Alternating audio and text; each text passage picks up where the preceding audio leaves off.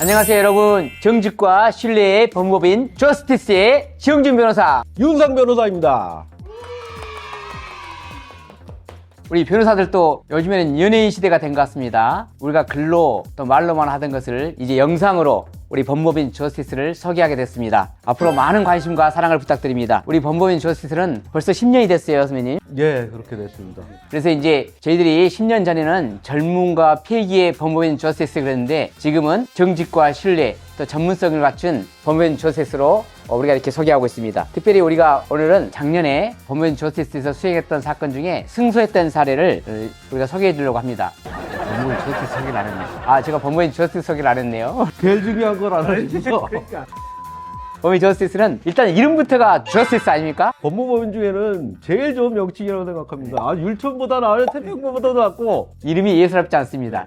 저스티스는 정의라고 하는데요. 법의 이상이지요. 사실 저희들이 이제 정의를 실현하는 데 있어서 저희 법무법인 저스티스가 일조하기 위해서 이름도 이렇게 지었고요. 사실 저희 법무법인은 구성원만 해도 10명이 넘는 구성원이 있습니다. 그리고 거기서 민사, 형사는 물론이고 가사, 행정, 또 지적재산권, 특허 이런 것들 뿐만 아니라 군사, 행정까지 다양한 영역에서 전문적인 기능을 발휘하고 있습니다. 특별히 오늘은 우리가 정말 전문적인 영역인데요. 우리 법무법인 저스티스가 소송을 수행해서 승소했던 폐기물 관리법상의 방치 폐기물에 관한 주제인데요. 이 사건을 담당해서 승소했던 윤상 변호사님 한번 그 사건 이야기해 주시죠. 예, 윤상 변호사입니다.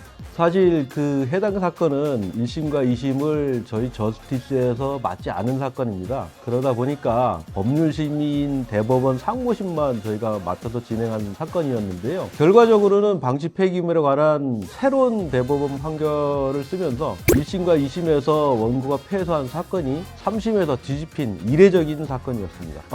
사실 우리가 이제 소송을 수행하다 보면 1심, 2심에서 패소하면 그렇죠. 대법원에서 뒤집기 어렵거든요. 아유, 그렇습니다. 정말 큰일 났습니다. 법무법인 저스티스가 상당한 매출을 올리는 데 기여를 엄청나게 하셨죠.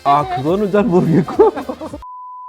그 사건 한번 자세한 설명 부탁드립니다. 사실 폐기물 관리법이라고 하는 거는 일반인들한테도 많이 생소하지만 사건을 다뤄보지 않은 변호사분들한테도 많이 생소한 분야입니다. 근데 실제로는 폐기물이라고 하는 것이 우리 생활하고 밀접하게 관련이 있거든요. 하다못해 아파트에 재활용품을 버리는 것도 폐기물 관리법과 관련이 되어 있고, 만약에 이러한 재활용품이 하루나 이틀이라도 제때 수거가 되지 않는다라고 하면 그야말로 큰 일이 벌어지지 않을 수 없죠. 그리고 또 의료 폐기물이라든지 산업 폐기물이라고 하는 것이 시골에 방치되어서 적치되어 있다라고 하면 그것만으로도 지하수가 오염되고 또 그걸로 인해서 발암 물질이 발생되는 등 사회적으로 큰 문제가 되지 않을 수 없는 그런 분야입니다. 네, 그렇죠. 사실 집에도 보면은 요일별로 재활용하게 돼 있고, 방금 변호사님께서 생활 폐기물 말씀하셨는데요. 여름이 되면 폐기물 조금만 늦게 치워도 악취가 나고 그렇거든요. 그래서 이런 폐기물 실질적으로 그런 경우에 어떤 게 쟁점이 됩니까? 사실 오늘 쟁점과 관련돼서 말씀드리고자 하는 거는 일반인들하고는 좀 거리가 있는 부분입니다. 왜냐하면 사업자와 관련된 부분이기 때문에. 그래서 사업자와 관련된 부분에 있어서 쟁점이 되는 부분이라고 하는 거는 결국엔 지방자치단체 입장에서는 지역의 폐기물을 적절하게 처리하거나 또 발생되는 건수를 줄이고자라고 하는 행정 목적이 있는 것이고요. 그리고 또 폐기물 처리업자 입장에서는 그거를 처리하는 비용이 사실상 어마어마하게 들기 때문에 그 비용을 얼마나 줄일 수 있느냐, 그게 핵심입니다. 근데 사실 이러한 그 행정청의 행정 목적이라고 하는 이 공익과 사기업의 어떤 비용을 줄이고자 하는 그 사익이라고 하는 거는 서로 충돌하는 것이고, 그게 잘 조화가 돼야 되는 그런 분야입니다. 그 폐기물 처리하는데 막 수억 또는 수십억 이렇게 들고 그런다면서요? 그렇죠. 일단은 양이 어마어마합니다. 어떤 지역에는 수천 톤이 산에 매립되어 있는 그런 분야도 있고요. 그래서 사실상 비용 처리라고 하는 거는 기하급수적으로 될 수밖에 없는 그런 부분이 있습니다. 만약 그런 사건을 했는데 행정청에서 이렇게 의무를 부과해가지고 결과가 또 이상하게 나오고 그러면 회사가 전폐가 위태로울 거 아니에요? 그렇죠.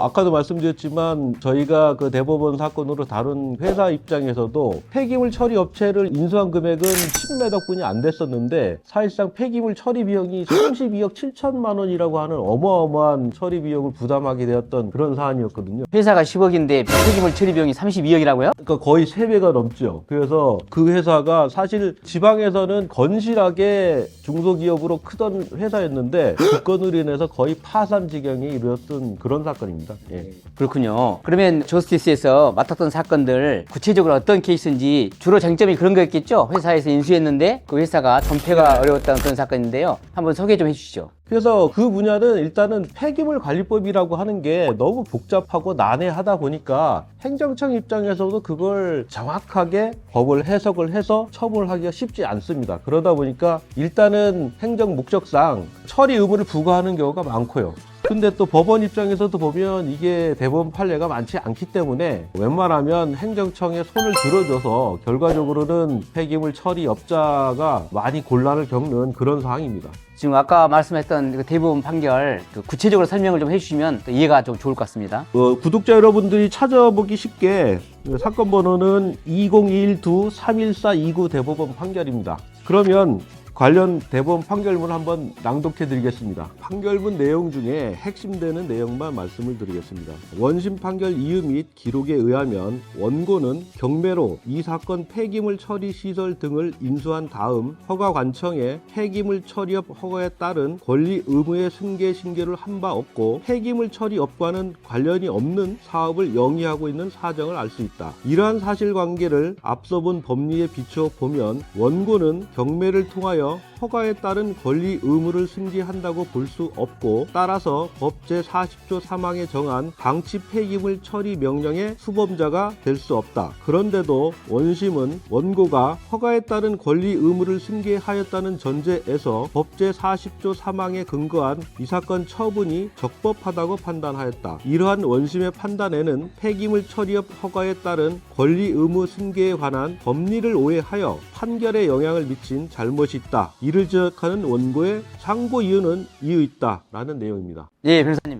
오늘 우리 법무법인 저스티스가 수행해서 승소했던 사례를 유튜브로 소개를 했는데요. 오늘 어떠셨어요? 지 대표님은 워낙 방송을 많이 하시니까 자연스럽게 한 것 같은데 저는 초짜라 많이 버벅된 것 같습니다. 제가 제일 걱정되었던 것은 유튜브라고 하는 것이 수많은 정보가 쏟아지고 있는 그런 공간인데 저희가 이렇게 어떤 정보를 들을 때는 정확한 정보를 드려야 된다는 생각을 많이 하다 보니까 좀 고민이 많이 됐던 것 같습니다. 앞으로도 지 대표님이 그 기회를 주신다라고 하면 더 열심히 한번 해보겠습니다.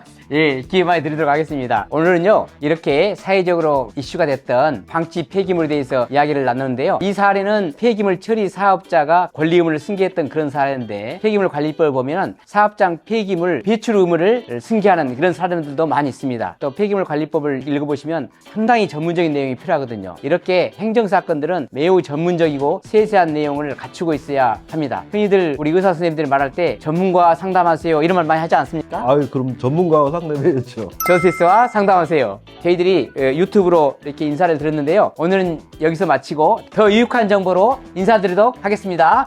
지금까지 법무법인 저스티스의 지영준 변호사, 윤상 변호사였습니다. 와! 아유 어색하다.